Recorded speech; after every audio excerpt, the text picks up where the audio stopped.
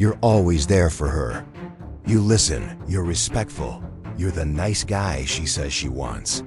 But time and again, you're left in the friend zone, watching her choose someone else. You're left wondering what went wrong. You did everything right, didn't you? Here is a hard truth. What you think of as being nice might be the very thing holding you back. It's a painful paradox, and it's why so many men feel frustrated and confused. But let's be clear, this is not about becoming a jerk. The opposite of a nice guy isn't a bad boy. It's a genuinely good man. And the research is overwhelming. Women consistently rank kindness and emotional stability as top priorities in a partner. In one global study, 59% of women said they prioritize emotional consistency and reliability. So if women want good, kind men, where's the disconnect? The problem isn't your kindness. It's the baggage that often comes with the nice guy persona, the neediness, the lack of boundaries, and the inauthenticity. In this video, we're going to break down the core psychological reasons why your niceness might be getting perceived as a weakness and give you a blueprint to become the strong, confident, and genuinely good man that women are actually looking for. If you're tired of finishing last and ready for the truth, stay with me. Because what you're about to learn will change how you see yourself and how women see you. First, let's get one thing straight. There is a huge difference between being a good man and playing the role of a nice guy. A good man is kind because he has integrity. A nice guy, on the other hand, often adopts a persona rooted in a deep fear of rejection. This isn't a formal clinical diagnosis, but a popular term for a pattern of behavior. The nice guy isn't just kind. He's often overly agreeable, avoids conflict at all costs, and suppresses his own needs, hoping to get approval or affection in return. This strategy is a trap. It not only fails to create real attraction, but it can actively repel it. And it boils down to three key reasons. The first, and maybe the most destructive reason your niceness fails, is that it can feel fundamentally fake. This isn't because you're a bad person, but because the kindness comes with strings attached, an unspoken deal that relationship coaches call a covert contract. A covert contract is a one-sided mental agreement you make without the other person's knowledge. It follows a simple formula. If I do X for you, then you owe me Y. For the nice guy, this can look like, if I act as her free therapist for hours, then she realizes what a great boyfriend I'd be. If I buy her things and compliment her constantly, then she owe me a date or affection. If I always say yes and never cause trouble, then she will finally love me. You become a giver, but it's transactional. Every nice act is a coin you drop into a slot machine, desperately hoping validation will pour out. You might think you're being subtle, but people are incredibly tuned into emotional subtext. They may not be able to name it, but they can feel the pressure of your expectations. They sense that your kindness isn't a gift, it's a debt. Imagine someone gives you a present, but you can feel a string attached, leading right back to their hand. You can't enjoy the gift because you're just waiting for them to pull that string. That's what it feels like to be on the receiving end of this dynamic. It feels manipulative. This is a fast track to the friend zone. A woman might genuinely like you, but because she senses this unspoken expectation for a romantic relationship she didn't agree to, she puts you in the friend category. It is a safe label that lets her accept your gifts without being on the hook for a contract she never signed. And when she inevitably fails to meet your hidden expectations, you're the one who feels resentful. You think, after everything I've done for her, this is how she repays me. This frustration often leaks out as passive aggressiveness or bitterness. This performative niceness is a mask, and the longer you wear it, the heavier it gets. It forces you to hide what you really want. This isn't just unattractive. It's a form of self-sabotage. Women aren't drawn to a man's utility. They're drawn to his authentic presence. The second reason your niceness feels like a weakness is because it often comes with a total lack of boundaries. And a man without boundaries signals a man without a backbone. Boundaries are simply the lines you draw that show others how to treat you. They are a direct expression of self-respect. When you consistently fail to set them, you're sending a clear, subconscious message. My needs don't matter as much as yours. I don't respect myself enough to say no. The nice guy is often terrified of setting boundaries. He thinks saying no will lead to conflict, and conflict might lead to rejection, his greatest fear. So he accidentally becomes a doormat. This shows up in a few classic ways. You're always available. She calls you at midnight after a fight with the guy she's actually dating, and you pick up, ready to play therapist.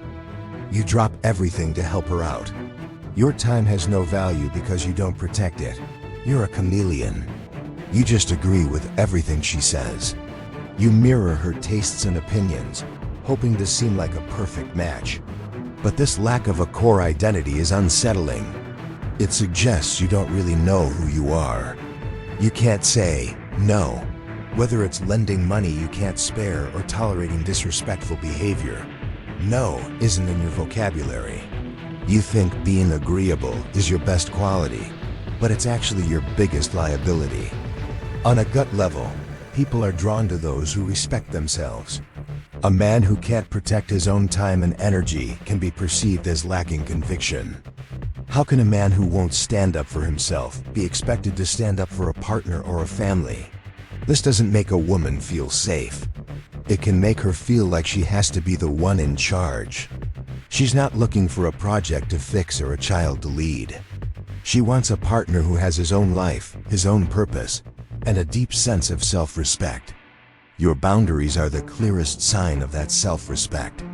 Without them, your niceness isn't perceived as kindness. It's a plea for approval from someone who is losing respect for you.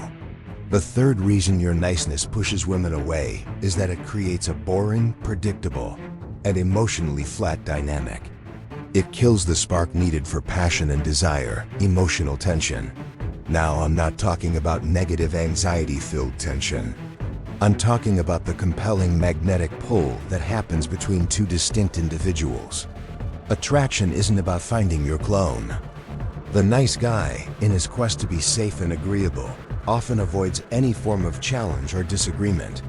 He thinks creating constant harmony is the goal, but what he really creates is monotony. Here's how it happens. He's overly agreeable. He agrees with everything she says. This doesn't make him seem compatible. It makes him seem like he has no thoughts of his own. He's predictable. There's no mystery. She always knows he'll respond with accommodation. There's no playful teasing, no surprises, no assertive moments that might spark her interest. He seeks permission for everything. Instead of saying, "I'd like to take you out Friday night," he asks, "So, if you're not busy, maybe you'd want to hang out sometime?" One is a statement of intent.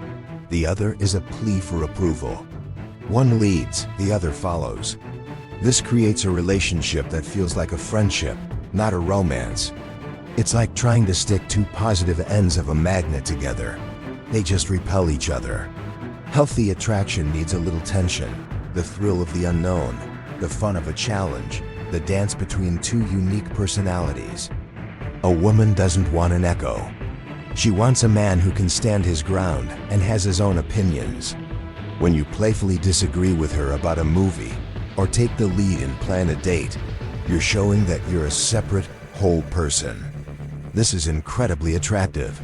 This challenge isn't about being a jerk. It's about showing you have a solid sense of self that isn't dependent on her approval. You're a ship with your own engine and destination, inviting her to come along for the ride. By avoiding all tension, the nice guy creates a dynamic that is safe, comfortable, and completely missing the spark that makes a woman's heart race. If any of this is hitting close to home, don't get discouraged. Recognizing the pattern is the most important first step. This isn't about shame, it's about awareness.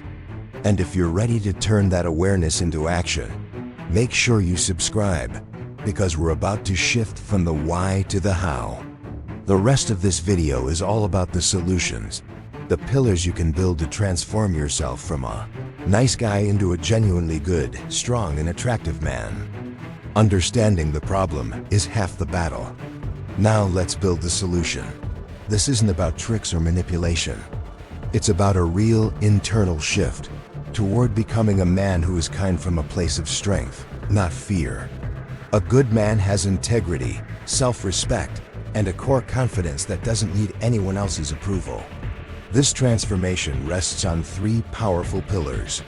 The antidote to the toxic covert contract is authentic, honest communication. This doesn't mean being brutally blunt. It means being clear about your intentions and desires without being demanding about the outcome.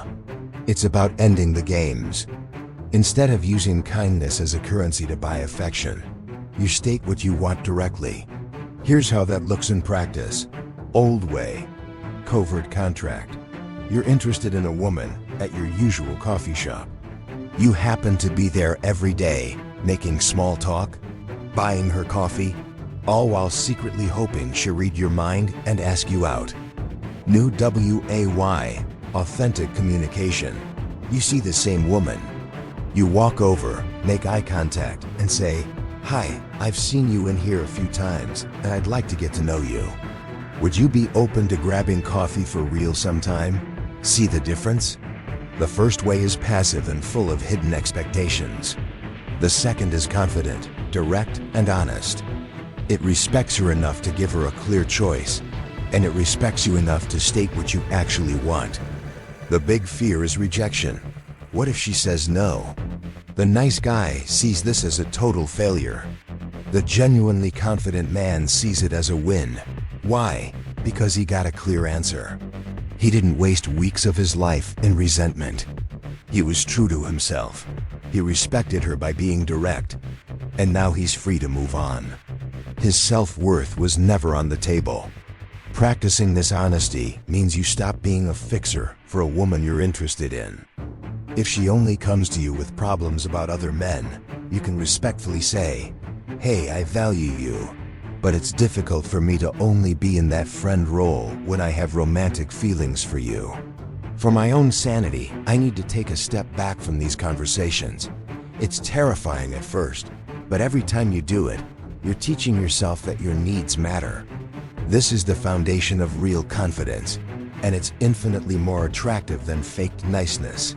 The cure for being a doormat is to build your frame with boundaries. Boundaries are the ultimate act of self-respect, and they're essential for becoming a strong, grounded man. Building boundaries isn't about being a jerk, it's about being clear. It's about deciding what you will and won't accept and communicating that calmly. Here's how to start. Identify your limits. Take some time to actually think about your non-negotiables. What are your deal breakers? How much of your time and energy are you willing to give? You can't enforce boundaries you haven't defined. Start small. Practice in low-stakes situations. If a friend asks for a favor you don't have time for, instead of saying yes automatically, practice saying, "I can't this week, but I appreciate you asking." No long apologies needed. Communicate clearly. When setting a boundary, use I statements. Instead of, "You always text me too late," try, "I usually turn my phone off after 10 p.m. to wind down, but I'd love to catch up with you tomorrow." This isn't about controlling her. It's about communicating your needs. Be willing to walk away. A boundary without a consequence is just a suggestion. If you tell someone a certain behavior is not okay and they keep doing it, you have to be willing to create distance or even end a relationship. This is the hardest part for someone operating from a place of fear. But a man with self-respect understands that losing someone who repeatedly disrespects you isn't a loss. It's a filter. When you start setting boundaries, some people who are used to you being endlessly accommodating won't like it. Let them go. The people who are meant for you, the ones who respect you, won't just accept your boundaries. They'll be more attracted to you because of them. The final pillar, which solves the problem of being boring, is to actively develop your own identity. This is about becoming the source of your own direction and emotional center, rather than outsourcing that job to her. A man with a strong sense of self has his own mission, values, and point of view. He isn't swayed by every opinion or emotional whim around him. He is the rock, not the weather vane. Developing this identity isn't about faking it. It's about building a life you are genuinely proud of. Find your purpose. What drives you outside of a relationship? Your career, creative projects, fitness, personal growth. This is your mission. A man on a mission is inherently attractive because he has direction. He isn't looking for a woman to complete him. He's looking for a partner to join him on his journey. Have opinions and state them. Stop being so agreeable. If you disagree, state your opinion respectfully and playfully. You think that's the best movie of the year? You're crazy, and here's why. This isn't a fight. It's a spark. It shows you have a mind of your own. Lead with confidence. Make decisions. Instead of asking, "What do you want to do?" try saying, "I want to take you somewhere special on Friday. Be ready at 7. Take charge of the logistics." It shows confidence and competence, and it allows her to relax and enjoy the ride. Use playful teasing. Stop putting her on a pedestal. Playful teasing is a powerful way to build rapport and create chemistry. It shows you aren't intimidated and that you see her as an equal. The key is to keep it fun and light, never mean. When you embody this strong sense of self, you don't have to try to create an attractive dynamic. It happens naturally. Your decisiveness and your purpose create the exciting, confident energy she is drawn to, all by simply being a more authentic and self-directed version of yourself. The journey from nice guy to good man is not about abandoning your kindness. It's about changing where that kindness comes from. The nice guy's kindness often comes from a place of fear and a need for validation. A good man's kindness comes from a place of strength, confidence, and genuine self-worth. His kindness is authentic because it's given without expecting anything in return. It's the shift from "I need you to like me" to "I like myself." It's the shift from seeking approval to earning respect. It's the shift from being a follower to being a leader in your own life. By practicing authentic communication, you kill the hidden contracts that breed resentment. By building boundaries, you show self-respect and teach others how to treat you. And by developing your own identity, you create the natural attraction that ignites desire. This transformation requires courage. The courage to risk rejection, to say no, and to be your authentic self. But on the other side of that fear isn't just the attraction you're looking for, but something far more important, a deep, unshakable respect for the man in the mirror. And that's the only validation you'll ever truly need. If this video changed your perspective, let me know in the comments by writing "I am a good man." It's a declaration to yourself. And if you're committed to this journey, be sure to subscribe and hit that bell, because becoming the strongest version of yourself isn't a one-time fix. It's a lifelong commitment. Thanks for watching.